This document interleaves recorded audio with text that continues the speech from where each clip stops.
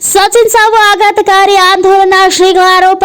ಇತ್ತೀಚೆಗೆ ಜಿಲ್ಲೆಯಲ್ಲಿ ಅಪರಾಧ ಪ್ರಕರಣಗಳು ಹೆಚ್ಚಾಗುತ್ತಿದ್ದು, ಒಂದು ಪ್ರಕರಣ ಮಾಸುವ ಮುನ್ನವೇ ಮತ್ತೊಂದು ಕಹಿ ಘಟನೆ ನಡೆಯುತ್ತದೆ. ಬೈದೂರು ಜಿಲ್ಲೆಯ ಘಟನೆ ಮನಕಲುಕುವ ಮನಮಲ್ಲು ಮರುಗಿಸುವ ಘಟನೆಯಾಗಿದೆ. ಶ್ರೀರಾಮ ಸೇನೆ ರಾಷ್ಟ್ರೀಯ ಗೌರವಾಧ್ಯಕ್ಷ ಆಂದೋಲನ ಮಠದ ಸಿದ್ದಲಿಂಗ ಸ್ವಾಮೀಜಿಗಳು ಅರ್ಪಿಸಿದ್ದಾರೆ.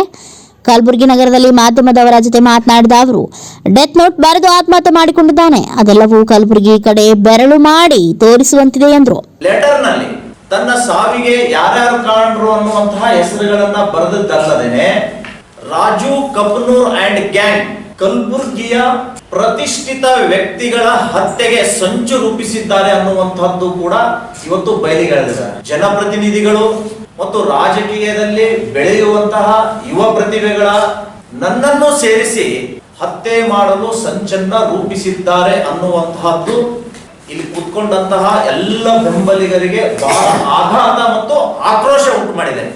ಯಾವ ಕಾರಣಕ್ಕಾಗಿ ಈ ಮುಖಂಡರ ಹತ್ಯೆಯನ್ನ ಮಾಡಬೇಕು ಅಂತ ಇವರು ನಿರ್ಧಾರ ಮಾಡಿದ್ದಾರೆ? ಕೇವಲ ಇದೊಂದು ಹಾಳೆಯಲ್ಲಿ ಬರೆದಂತಹ ಬರವಣಿಗೆ ಅಂತ ನಿರ್ಲಕ್ಷ್ಯ ಮಾಡದೇನೆ ಇದನ್ನ ಗಂಭೀರವಾಗಿ ಜಿಲ್ಲಾಡಳಿತ ಸರ್ಕಾರ ತೆಗೆದುಕೊಳ್ಬೇಕು ಅನ್ನುವಂತಹ ಸೂಚನೆಯನ್ನ ನಾನು ಕೊಡ್ತಾ ಇದ್ದೇನೆ. ಅದರ ಜೊತೆಗೆ ಆ ಯುವಕನನ್ನ ಈ ಗ್ಯಾಂಗ್ ಉಸ್ತುವಾರಿ ಮಂತ್ರಿಗೆ ಭೇಟಿ ಮಾಡಿಸಿದ್ದಾರೆ ಅಂತಲೂ ಕೂಡ ಬರೆದಿದ್ದಾರೆ.